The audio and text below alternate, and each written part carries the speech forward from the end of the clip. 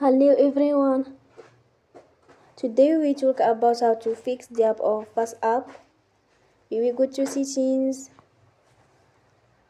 then we click on apps. After that we will search the app FaceApp and we click. Then we will on for stop. After that we will go to storage. Then we click on clear cache.